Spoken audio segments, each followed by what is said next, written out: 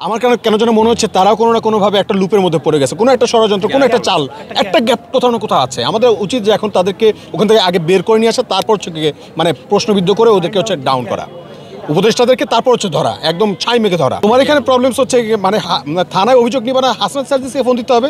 দায়বদ্ধতা কেউ নিতেছে না, কেউ দায়িত্ব নিতে চাচ্ছে না। কি একটা অবস্থা, দেশে ম্যাসাকার একটা অবস্থা। তো যদি হাসনাত সার্জিস এখন, তারা তো আমার বড় ভাই, তাদেরকে আমি চিনি, দে আর অনেস্ট, এটা I can feel them, they are honest.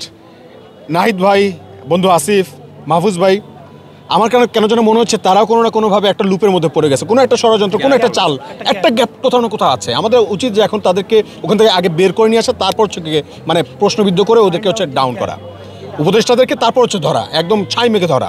এখন এরাও কিছু বলতেছে না আমাদেরকে যে হচ্ছে কী অবস্থা, দেশে কী হালচাল, কী হইতেছে না হইতেছে, এবং হচ্ছে এরাও অ্যাকশন নিতে পারতেছে না।